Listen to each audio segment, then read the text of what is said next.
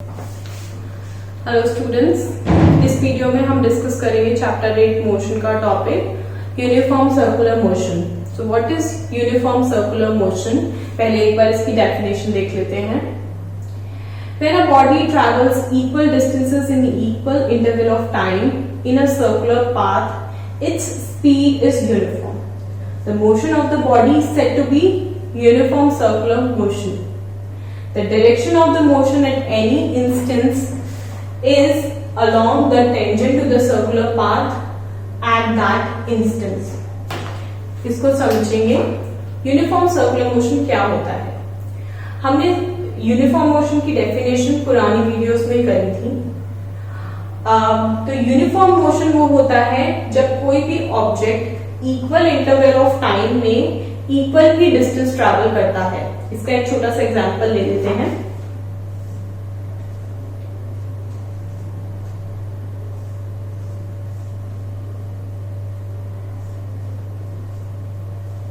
जैसे मेरे पास एक मेरी मूविंग बॉडी है कोई, ठीक है। वो moving body time t0 seconds पे पॉइंट ए पर थी, ठीक है। उसके बाद 2 सेकंड के बाद वो बॉडी पॉइंट बी पे आ गई और पॉइंट ए और बी के बीच में डिस्टेंस है हमारा 100 मीटर, ठीक है, राइट। उसके बाद पॉइंट बी से पॉइंट सी तक पहुंचने में उसको टाइम लगा और 2 सेकंड का, मतलब टोटल 4 सेकंड्स का, अगर हम इस तरीके से टाइम को लें तो। और बी और सी के बीच में भी डिस्टेंस है हमारा 100 मीटर, मतलब नेक्स्ट 100 मीटर्स को ट्रैवल करने के लिए फिर से उस ऑब्जेक्ट को 2 सेकंड लगे। नेक्स्ट सी पॉइंट से डी पॉइंट तक जब वो ऑब्जेक्ट पहुंचा तो उसे 2 सेकंड लगे, तो इन टोटल 0 से 6 सेकंड तक लगे। और सी से डी के बीच में भी हमारा डिस्टेंस 100 मीटर ही ट्रैवल हुआ।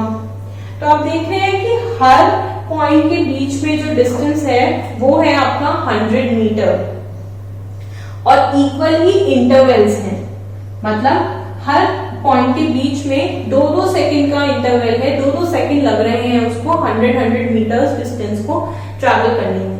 तो इसे हम कहेंगे यूनिफॉर्म मोशन। वहीं अगर ये हमारा जो पाथ है, ये पाथ हमारा सर्कुलर हो जाए, मतलब क्लोज्ड हो जाए, क्लोज्ड ऑब्जेक्ट हो जाए, मतलब कि ए और डी पॉइंट आपका एक ही पॉइंट हो जाए इस तरीके से, ठीक है। ये पॉइंट ए हो गया, बी, सी, डी और फिर वापस से ए। तो अगर आपका ये क्लोज्ड हो जाए और फिर आपका ऑब्जेक्ट इसी तरीके से सेम टाइम इंटरवल में सेम स्पीड रखते हुए सेम ही डिस्टेंस ट्रैवल करे, तो हम इसे बोलेंगे यूनिफॉर्म सर्कुलर मोशन। मतलब कि हर बार सेम इंटरवल में वो सेम ही डिस्टेंस ट्रैवल कर रहे हैं। हर 2 सेकंड बाद वो फॉर एग्जांपल 10 मीटर्स ही ऑब्जेक्ट मूव कर रहा है। तो ये हमारा, और पाथ वो कवर कर रहा है एक सर्कुलर पाथ, तो ये हुआ हमारा एक यूनिफॉर्म सर्कुलर मोशन, ओके। और इसमें अगर आप देखेंगे कि एक पर्टिकुलर इंस्टेंस पे हमारे ऑब्जेक्ट की डायरेक्शन क्या होती है। फॉर एग्जांपल मुझे देखना है पॉइंट सी पे मेरी ऑब्जेक्ट की डायरेक्शन क्या है। तो इसको निकालने के लिए हम पॉइंट सी पे एक टेंजेंट ड्रॉ करेंगे। हमें पता है, हमने मैथ्स की क्लासेस में भी देखा होगा कि टेंजेंट क्या होता है। हमारे triumphclasses.com पे आप जाके मैथ्स की क्लासेस में देख सकते हैं। टेंजेंट होता है किसी भी एक पर्टिकुलर पॉइंट पे लाइन एक लाइन, और ये लाइन हमारी उस पॉइंट पे रेडियस से परपेंडिकुलर होती है। टेंजेंट वो लाइन होती है जो सर्कल को एक पर्टिकुलर पॉइंट पे सिर्फ और सिर्फ एक ही पॉइंट पे टच करे। मतलब अगर मैं पॉइंट सी पे टेंजेंट बनाना चाहती हूँ तो वो लाइन उस सर्कल को सिर्फ और सिर्फ पॉइंट सी पर ही टच करेगी। और टेंजेंट की दूसरी प्रॉपर्टी ये होती है कि वो रेडियस से परपेंडिकुलर होता है, ठीक है। मतलब रेडियस और टेंजेंट के बीच में 90 डिग्री का एंगल बनता है। तो अगर हमें किसी एक पर्टिकुलर इंस्टेंस पे उस ऑब्जेक्ट की डायरेक्शन नोट करनी है कि वो किस डायरेक्शन में मूव कर रहा है, तो उसकी डायरेक्शन होगी उस लाइन पे टेंजेंट। कंफ्यूजन हो सकता है आपको, तो मैं इसको और क्लियर करती हूँ। देखिए, जैसे कि मेरा ये सर्कुलर पाथ है और मैं कह रही हूँ कि इस पॉइंट पे इस ऑब्जेक्ट जो भी हमारी बॉडी मूव कर रही है उसकी डायरेक्शन टेंजेंट के अलोंग है। ऐसा क्यों? ऐसा इसलिए, इसको जानने के लिए हमारे पास सपोज ये सर्कुलर ट्रैक है। इस सर्कुलर ट्रैक को हम बहुत छोटी छोटी छोटी छोटी स्ट्रेट लाइंस में डिवाइड कर सकते हैं। मतलब this circular track is made of very very small, बहुत छोटे छोटे स्ट्रेट लाइन पाथ से बना है। इंसमिली स्मॉल, बहुत छोटे छोटे, बहुत छोटे छोटे, और हर पॉइंट मिलके एक पूरा सर्कल बना रहा है। तो हर पॉइंट पे आप देखेंगे कि जब वो एक एग्जांपल लेते हैं कि एथलीट है हमारा और वो एक सर्कुलर ट्रैक पे रन कर रहा है, तो हर पॉइंट पे हमारा एथलीट अपनी डायरेक्शन चेंज करता जा रहा है। मतलब यहां भागा, फिर टर्न हुआ, फिर टर्न हुआ, फिर टर्न हुआ, फिर टर्न हुआ, तो वो बहुत छोटे छोटे इंस्टेंस पे हल्के हल्के एंगल से अपनी डायरेक्शन को चेंज करता जा रहा है। तो अगर मेरा जो एथलीट है वो इस तरीके से रन कर रहा है, इस पॉइंट पे पहुंचा, तो इस इंस्टेंस पे उसकी डायरेक्शन होगी इस लाइन पे टेंजेंट। उसकी डायरेक्शन ऐसे कर्व में नहीं हो सकती है, एक पर्टिकुलर पॉइंट के लिए हम डायरेक्शन को देखेंगे जो कि उस लाइन पे टेंजेंट होगा। ठीक है, अब कुछ सर्कुलर ट्रैक की एग्जांपल लें तो हमारे पास है एक रेक्टेंगुलर ट्रैक। ओके, तो रेक्टेंगल हमें पता है एक 4 एज्ड ऑब्जेक्ट, 4 एज्ड बॉडी होता है। ठीक है, so this BCD is also an example of a closed track.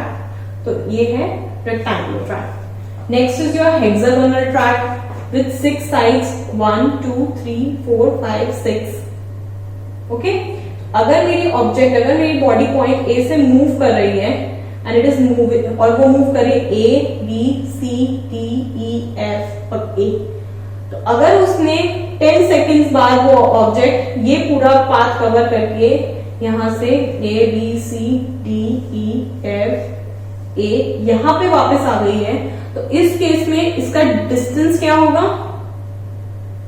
Distance होगा ये सारे एजेस के, जितनी भी ये एजेस का है अलग अलग, इनकी वैल्यू को ऐड कर देंगे और डिस्प्लेसमेंट क्या होगा? That will be equal to 0।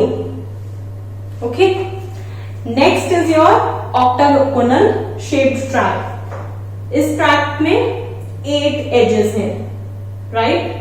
And the last one is a circular track, जिसका कि अभी हमने एग्जांपल लिया था। इसमें हमारे पास ये रेडियस है। ओके, और इस पॉइंट पे अगर मैं पॉइंट एक्स पे अगर हम टेंजेंट की बात करें तो वो लाइन हमारी रेडियस से परपेंडिकुलर होगी। ओके, अच्छा, इस सर्कुलर ट्रैक की स्पीड, अगर हमारी कोई भी बॉडी इस सर्कुलर ट्रैक में मूव कर रही है, उसकी वेलोसिटी निकालने के लिए हमारे पास क्या फॉर्मूला है? Speed of body is equal to, अच्छा हम स्पीड की बात करें तो हम बात करेंगे डिस्टेंस की, ना कि डिस्प्लेसमेंट की। Speed of body v is equal to s upon t।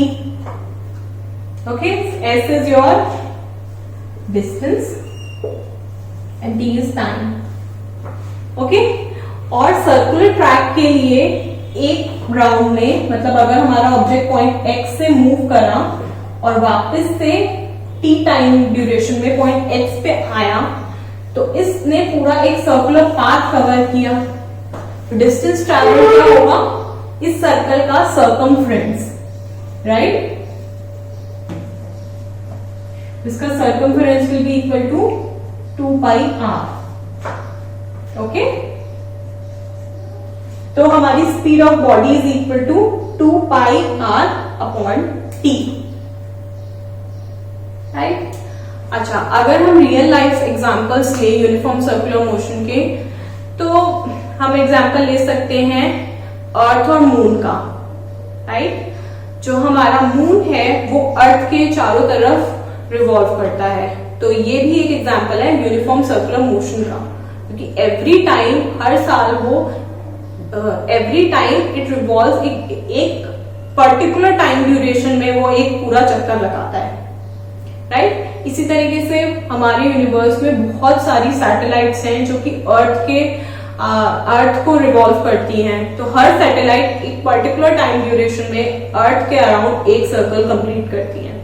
तो यू कैन से ये वाली आपकी इक्वेशन जस्टिफाई होगी, equal distances in equal interval of time. हाँ, राइट। और एक बहुत सिंपल सा एग्जांपल है, जैसे कि अगर आप किसी एक थ्रेड में एक स्टोन बांधें और उस थ्रेड को इस तरीके से हम रोटेट करेंगे, तो हम देखेंगे कि एवरी टाइम एक रोटेशन होने में, मतलब स्टोन को पूरा एक रोटेशन कवर करने में हमेशा इक्वल टाइम लगेगा, अगर हमारा जो फोर्स है हैंड के थ्रू वो सेम लग रहा है। तो ये भी हमारा यूनिफॉर्म सर्कुलर मोशन का एक एग्जांपल है। तो आई होप कि आपको यूनिफॉर्म सर्कुलर मोशन ये टॉपिक क्लियर हुआ होगा। Thank you. उम्मीद करती हूँ कि आपको ये टॉपिक समझ आया होगा। अगर आप ऐसी ही वीडियोस रेगुलरली देखना चाहते हैं तो हमारे चैनल को सब्सक्राइब करें, और अगर आपको ये वीडियो पसंद आया है तो इसे लाइक और शेयर करें।